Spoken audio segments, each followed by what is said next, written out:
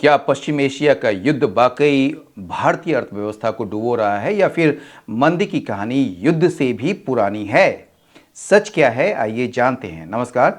आज के the Hindu editorial का विश्लेषण आपके लिए सबसे ज़्यादा महत्वपूर्ण है। मई 2026 के आंकड़ों ने साफ कर दिया है कि हमारे 8 कोर सेक्टर की ग्रोथ घटकर सिर्फ 0.5% रह गई है।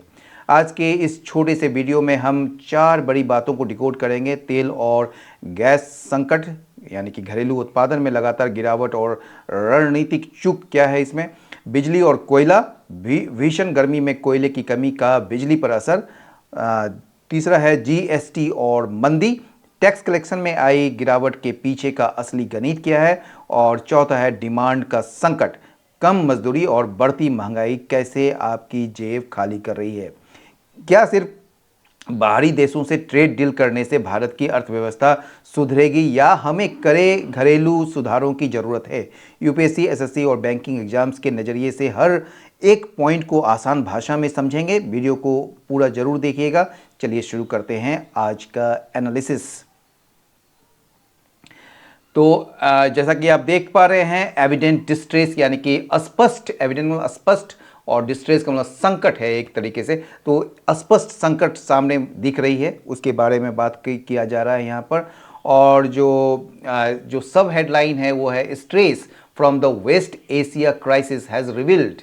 जो स्ट्रेस है उसने क्या किया है, वेस्ट एशिया क्राइसिस जो आया है यानी कि जो अभी ईरान और अमेरिका का और इजराइल का जो युद्ध हो रहा था, उससे जो स्ट्रेस जो आया है इसने उजागर या सामने रखा है इकोनॉमिक पेन को। ठीक है, यानी कि कहने का ये मतलब है कि जो पश्चिम एशिया में जो युद्ध या संकट चल रहा है उसकी वजह से भारतीय अर्थव्यवस्था पर जो दबाव, जो स्ट्रेस पड़ा है, उसने हमारे देश की आर्थिक कमजोरियों और तकलीफ़ों यानी कि इकोनॉमिक पेन को जो है सबके सामने लाकर रख दिया है, रिवील्ड कर दिया है। ठीक है, यानी कि संकट ने एक आईने का काम किया है जिससे आर्थिक परेशानियां उजागर हो गई है। समझ गए बात को? As the resolution process of the West Asia crisis drags on, चूंकि ये जो रिजोल्यूशन है, रिजोल्यूशन समझते हैं यानी कि जो सुलझाने की जो प्रक्रिया है, प्रोसेस जो है वेस्ट एशिया क्राइसिस का, ये खींच मतलब कि ये लंबा खींच रहा है। ड्रैग्स ऑन मतलब कोई चीज़ लंबा खींचना। An increasing number of economic metrics are exposing key weaknesses in Indian economy। ठीक है, यानी कि चूंकि जो पश्चिम एशिया के जो विवाद हैं उसको सुलझाने की जो प्रक्रिया है वो बहुत लंबी खींच रही है और उसमें समय ज़्यादा लग रहा है। इसलिए अर्थव्यवस्था से जुड़े कई आंकड़े जो मैट्रिक्स हैं जो, ठीक है, तो ये जो अर्थव्यवस्था से जुड़े हुए जो कई आंकड़े हैं, ठीक है, या पैमाने हैं, जैसे उत्पादन हो गया, टैक्स कलेक्शन हो गया, ये सारे चीज़ जो हैं, जो मैट्रिक्स हैं, अब भारतीय अर्थव्यवस्था की मुख्य कमजोरियों को खोलकर सामने ला रहे हैं। ठीक है ना, इंडियन इकोनॉमी के जो वीकनेसेस है उसको एक्सपोज कर रहा है। ठीक है, मेनी ऑफ दीज, इनमें से कई सारे जो है existed before the crisis broke out. ठीक है, इनमें से कई सारे जो कमजोरियां है ना वो पहले से मौजूद था। किसके पहले? Before the crisis broke out. ये संकट जब वेस्ट एशिया वाला क्राइसिस जो है ये जब से हुआ है उसके पहले से ही ये एग्जिस्ट करता था यहाँ पर इन लेट फरवरी। ठीक है ना, यानी फरवरी के अंत में, क्योंकि 28 फरवरी को तो युद्ध शुरू हुआ था। And are now becoming apparent, और ये जो है अब क्या हो रहा है, ये और ज़्यादा मतलब कि मुखर हो रहा है, एक तरीके से सामने आ रहा है as the economy faces stress, क्योंकि जो इकोनॉमी है, अर्थव्यवस्था जो है वो दबाव झेल रही है।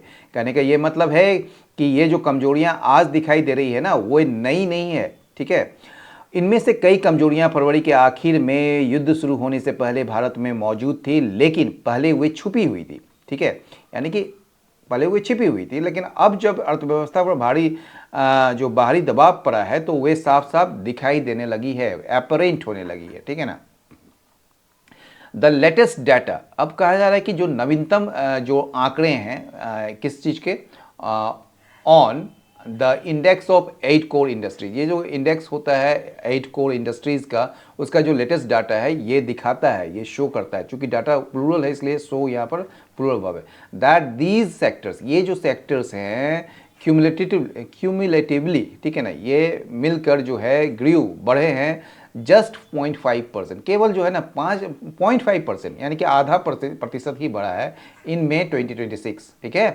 The second lowest in 21 months. बताइए, जो भारत के 8 सबसे जो महत्वपूर्ण उद्योग हैं, जैसे कोयला हो गया आपका, कच्चा तेल, बिजली, ये सब जो है, इसके विकास को जो मापने वाला जो एक इंडेक्स होता है ना, उसमें उसके जो आंकड़े जो आए हैं, जो लेटेस्ट आंकड़े आए हैं, उससे पता चलता है कि जो मई 2026 में जो है इन 8 क्षेत्रों ने मिलकर, यानी कि क्यूमुलेटिवली जो है, ये केवल आधा प्रतिशत यानी कि 0.5% की बेहद मामूली बढ़त दर्ज की है।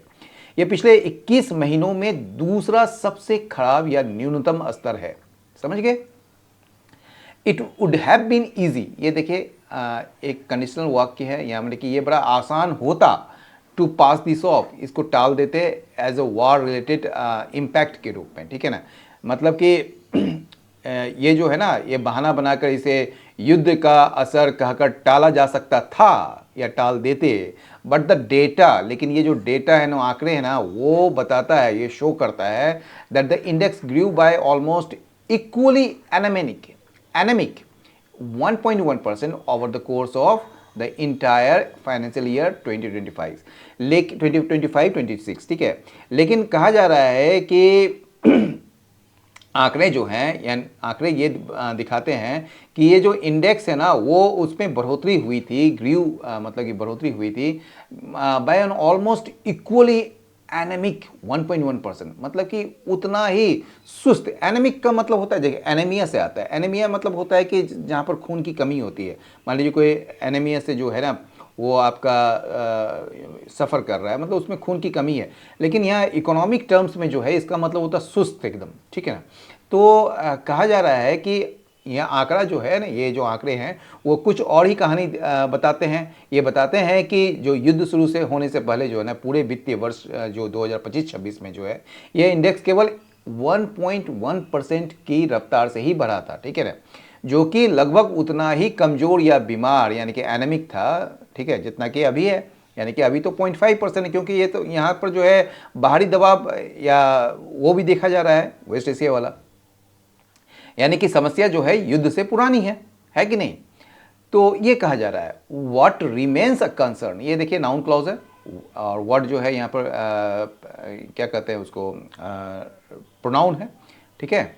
तो व्हाट रिमेन्स, ये रिलेटिव प्रोनाउन है, ठीक है ना। तो व्हाट रिमेन्स अ कंसर्न, ये पूरा का पूरा जो है नाउन क्लॉज है। इज इसका जो है वर्ब है, वो क्या है, that the domestic crude oil और नेचुरल गैस सेक्टर जो है, वो अपना जो है मल्टी ईयर स्ट्रिक्स ऑफ कॉन्ट्रैक्शन जो है इन मई में वो मतलब कि वो बनाए रखा है। यानी कि जो सबसे जो चिंताजनक बात है, जो सबसे बड़ी चिंता की जो बात वो ये है कि भारत का जो अपना घरेलू कच्चे जो तेल हैं और प्राकृतिक गैस का जो क्षेत्र है, मई के महीने में भी सिकुड़ता रहा है, यानी कि उसमें भी गिरावट आती रही है, ठीक है ना। What remains a concern is that domestic crude oil, जो घरेलू क्रूड ऑयल है आपका, और नेचुरल प्राकृतिक गैस जो सेक्टर्स है, वो लगातार जो है अपना मल्टी ईयर स्ट्रिक्स जो है, एक लगातार जो कई सालों से उसका जो एक चला आ रहा है, ठीक है, कॉन्ट्रैक्शन यानी कि ये क्या कहते हैं, गिरावट, या आप मतलब कि क्या कहेंगे आप उसको, जो घटना जो है ना, सिकुड़ना जो है, ठीक है ना, सिकुड़ता हुआ जो एक मतलब कि उसका जो एक सिलसिला है वो चला आ रहा है मई में भी as well by this time, ठीक है। इस मतलब ये जो है आपका एक एडवर्बियल आपका एक टाइम फ्रेज है, और ये कहा रहा है कि इस समय तक the third month of the conflict, ठीक है ना, ये जो है ना, इस समय तक जो है वो जो कि तीसरा महीना है इस युद्ध का, ऑयल प्राइसेस जो है वो सेटल्ड हो चुका है somewhat lower than their April peaks, यानी कि अप्रैल में कुछ ये उच्चतम स्तर पर पहुंच गया था। यानी कि कहने का ये बात है कि जो मई का महीना है ना, वो आते आते युद्ध को शुरू हुए 3 महीने हो चुके थे।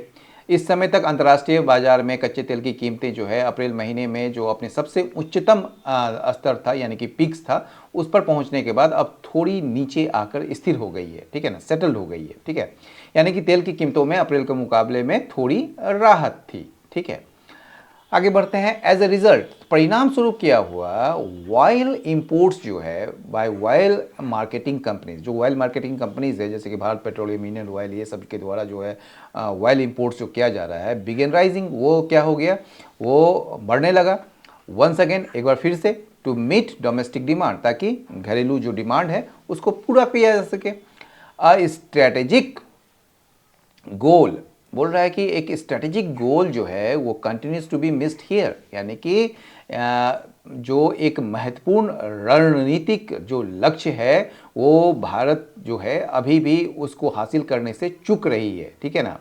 यानी कि सरकार का जो ध्यान है केवल रोज की मांग पूरी करने पर है, लेकिन देश की सुरक्षा से जुड़ा हुआ जो एक बड़ा लक्ष्य है उसका लगातार अनदेखा किया जा रहा है, ठीक है ना, उसको लगातार अनदेखा किया जा रहा है, तो मिस्ड किया जा रहा है। While imported while can be use to meet demand, कहा जा रहा है कि हालांकि जो इम्पोर्टेड वाइल जो है, आयातित जो तेल है, उसका इस्तेमाल किया जा सकता है डिमांड को पूरा करने के लिए, जबकि डोमेस्टिक प्रोडक्शन जो है यानी कि घर में जो आप उत्पादन करते हैं इसका, शुड नेवरदलेस बी रैम्प्ड अप, ठीक है, उसको बढ़ाया जाना चाहिए, इसके बावजूद, नेवरदलेस मतलब इसके बावजूद उसको बढ़ाया जाना चाहिए, टू फिल स्ट्रेटेजिक रिजर्व्स, ठीक है, यानी कि भारत को जो है अपने देश के भीतर जो है तेल का उत्पादन तेजी से बढ़ाना चाहिए। ऐसा इसलिए करना चाहिए ताकि हम अपने जो रणनीतिक भंडार हैं, स्ट्रेटेजिक रिजर्व हैं, उसको भर सकें, जो आपातकाल के लिए बचाकर रखा जाता है। दिस रिजर्व ऑयल, ये जो रिजर्व ऑयल है ना, ये क्या है, इवन ऑफ इन्फीरियर क्वालिटी, ये जो रिजर्व ऑयल जो है भले ही जो है ये थोड़ा सा इन्फीरियर क्वालिटी का हो, ये रिलीज़ किया जा सकता है इन टाइम्स ऑफ शॉर्टेज, जब कमी हो तो उस समय जो है आप इसको मतलब कि रिलीज़ कर सकते हैं, बाहर निकाल सकते हैं या इस्तेमाल कर सकते हैं इसका, ठीक है। The same holds true for natural gas, ठीक है, ये जो है ये बात जो है द सेम मतलब ये इस चीज़ के लिए कि इन्फीरियर क्वालिटी के होने के बावजूद भी जो है इसको शॉर्टेज के समय में आप इसको, संकट के समय में जो है आप इसको रिलीज़ कर सकते हैं। और यही बात जो है मतलब कि नेचुरल गैस के मामले में भी लागू होती है।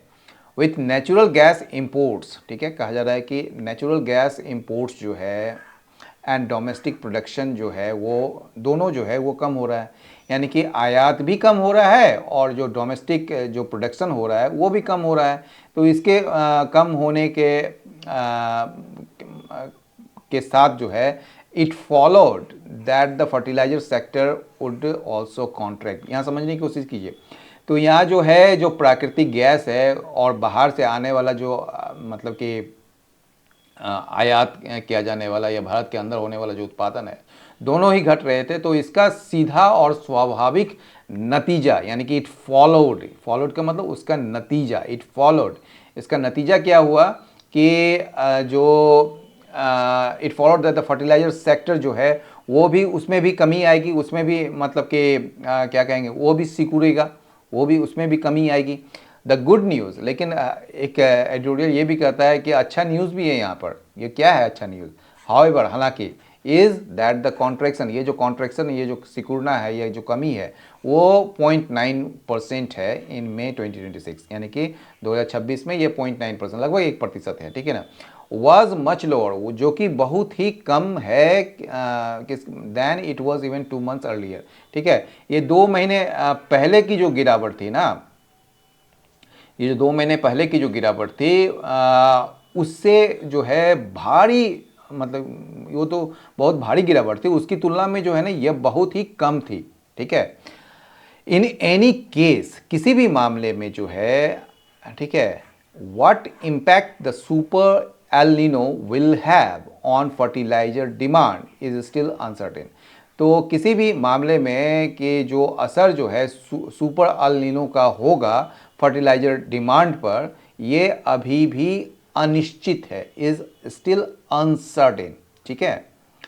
तो समझ गए ये बात, यहाँ पे जो है what impact the super El Nino will have on fertiliser, ये पूरा का पूरा एक नाउन क्लॉज है भैया, ठीक है, जो वाक्य का जो है सब्जेक्ट है, और इज जो है यहाँ पर आपका, ये आपका वर्ब है, ठीक है। चलिए नेक्स्ट पैराग्राफ में, कोल प्रोडक्शन, जो कोयला का जो उत्पादन है, टू, वो भी कॉन्ट्रैक्टेड वो भी मतलब कि उसमें भी कमी आई है by the most in nearly a year, ठीक है ना। यानी कि कोयले की जो उत्पादन है ना, केवल आप यहाँ पर जो तेल गैस खाद ये ही नहीं बल्कि कोयले के उत्पादन में भी ना मई महीने में गिरावट आई है, ठीक है ना, by the most in nearly a year, ठीक है ना। तो ये जो है एक वर्ष में सबसे अधिक जो है इसमें संकुचन आया है या गिरावट आई है। As the summer continues to heat, चूँकि ये जो समर है या गर्मी, जैसे जैसे गर्मी जो है वो लगातार हीटअप करते जाएगी, बढ़ती जा रही है, इलेक्ट्रिसिटी जनरेशन, जो इलेक्ट्रिसिटी का जो उत्पादन है, बिजली का जो उत्पादन है, ठीक है ना, will increasingly have to rely, उसका जो मतलब कि ज़्यादा से ज़्यादा वो निर्भर करेगा ऑन वेरिएबल रेन्यूएबल रिसोर्सेज, यानी कि अलग मतलब कई सारे विभिन्न जो रेन्यूएबल सोर्सेस हैं उस पर उसको निर्भर करना पड़ेगा, या फिर किस पर करना पड़ेगा, कॉस्टली इम्पोर्टेड कोल पर, ठीक है ना। यानी कि कहना यह चाह रहा है कि ये जो हमारा घरेलू कोयला उत्पादन जो घट गया है ना, जो इसलिए जिससे जो बिजली पैदा करने के लिए हमें या तो मौसम यानी कि जो रेन्यूएबल रिसोर्सेस हैं उस पर निर्भर रहने वाले जो मतलब कि क्या कहेंगे आप, जो वेरिएबल रेन्यूएबल सोर्सेज जो हैं, ठीक है ना, यानी जैसे कि सौर ऊर्जा हो गया, पवन ऊर्जा हो गया, ठीक है ना, उस पर भरोसा करना पड़ेगा, या फिर विदेशों से जो महंगा कोयला मंगाना पड़ेगा, क्योंकि यहाँ पर जो कोयला उत्पादन होता है, जो कोयला की जो क्वालिटी है वो इन्फीरियर क्वालिटी की होती है, ठीक है। Notably the core sectors are not the only ones. अब बोल रहा है कि ध्यान देने वाली जो बात यह है कि जो कोर सेक्टर्स जो है ना, are not the only ones, केवल वही नहीं है कि सिर्फ जो है ये 8 बुनियादी क्षेत्र ही जो हैं अकेले ऐसे नहीं हैं, ठीक है ना, जो मतलब कि इकोनॉमिक डिस्ट्रेस को दर्शाते हैं या दिखा रहे हैं, ठीक है ना, जो देश की आर्थिक तंगी या तकलीफ को दिखा रहे हैं, ठीक है, केवल यही नहीं है। The latest goods and services tax revenue data, ये जो लेटेस्ट जो नवीनतम जो है ना जीएसटी रेवेन्यू डाटा जो है वो भी दिखाता है कि that domestic economy activity seems to be slowing, कि जो मतलब कि क्या कहेंगे, जो डोमेस्टिक है मतलब कि घरेलू आपका क्या कहेंगे, घरेलू देश के जो मतलब कि घरेलू या अंदरूनी जो बाज़ार है उसकी आर्थिक गतिविधियां जो है अब धीमी पड़ती हुई दिखाई दे रही है, और लोग जो है और कंपनियां जो है खरीदारी कम कर रही है। तो सेम्स टू बी स्लोइंग, ऐसा लग रहा है कि वो जो है स्लो होते जा रहा है, धीमी पड़ती जा रही है। रेवेन्यूज़, ठीक है, रेवेन्यूज़ में फ्रॉम डोमेस्टिक ट्रांजेक्शन्स, ये जो रेवेन्यूज़ जो आ रहे हैं डोमेस्टिक ट्रांजेक्शन से वो गिरकर जो है 2.6% हो गया है मई 2026 में, यानी कि 2026 में क्या हो गया है कि ये घटकर जो है आपका कितना हो गया है, 2.6% हो गया है ना।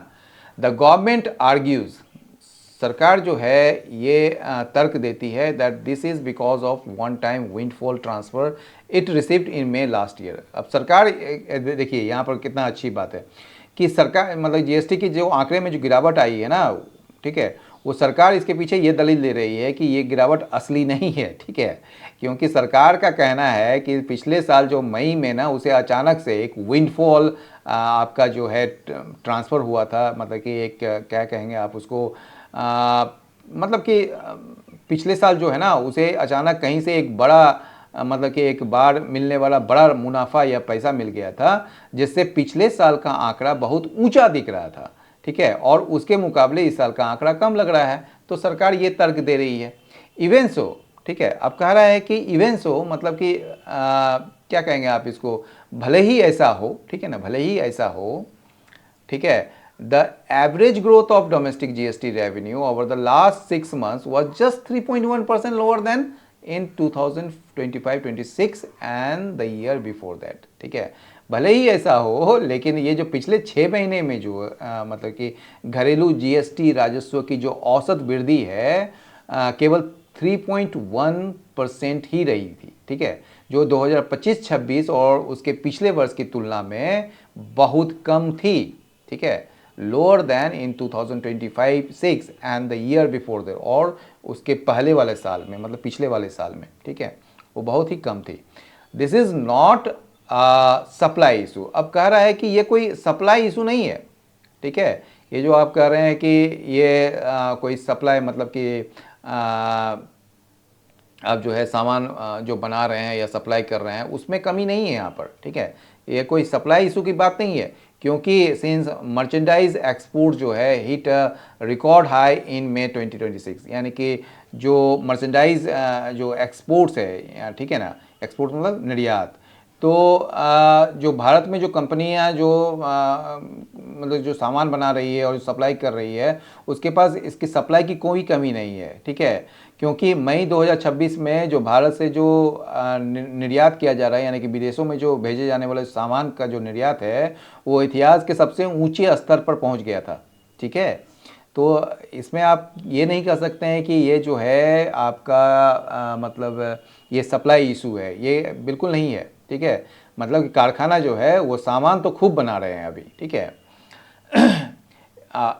अगला लाइन है कि देखिए, it is a demand problem. लेकिन ये क्या है, डिमांड प्रॉब्लम, सप्लाई का कोई कमी नहीं है यहाँ पर, डिमांड का ही प्रॉब्लम, क्योंकि लोगों के पास पैसा नहीं है।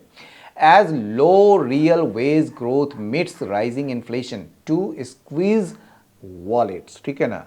क्योंकि आप जो देख रहे हैं ना कि ये जो मांग की समस्या है, यानी कि देश के आम लोगों की कमाई या जो वास्तविक मजदूरी है, जो रियल वेज है, वो बहुत धीमी गति से बढ़ रही है, ठीक है ना। As low real wage growth meets rising inflation, बढ़ती हुई जो महंगाई है ना उससे ये मतलब कि एक तरीके से रोज़मर्रा की जो महंगाई है वो लगातार बढ़ रही है और इससे ये मीट कर रहा है। और इसके वजह से क्या होता है कि ये दोनों चीज़ आपस में जब मिल जाती है तो आम जनता की जेबें जो है ना वो खाली हो जाती है। To squeeze wallets, these are all distressing signals. ये सारे जो है ना, ये सारे मतलब कि चिंताजनक और परेशान करने वाले संकेत हैं। Even as India enters a deficient monsoon, मतलब कि ये सारे जो हैं एक चिंताजनक और परेशान करने वाले संकेत हैं। और यह सब जो है एक ऐसे समय पर हो रहा है जब भारत एक ऐसे मानसून के मौसम में कदम रख रहा है जिसमें सामान्य से कम बारिश होने की आशंका है। Trade deals are no substitute for hard hitting reforms. अब एक लाइन जो है जैसे जहाँ पर ये कंक्लूड कर रहा है वो कह रहा है कि जो ट्रेड डील्स होते हैं, जो व्यापारिक समझौते जो होते हैं, वो सब्स्टिट्यूट नहीं है किसका, फॉर हार्ड हिटिंग रिफॉर्म्स का। यानी कि जो व्यापारिक समझौते जो कर रही है सरकार ने, वे समझौते देश की जो अंदरूनी समस्या का असली इलाज नहीं है। वे समझौते कभी भी उन करे और असरदार आर्थिक सुधारों की जगह नहीं ले सकते जिनकी भारत को अपने देश के भीतर इस समय सख्त ज़रूरत है। सुधार अंदर से करने होंगे, बाहर के समझौते से काम नहीं चलेगा।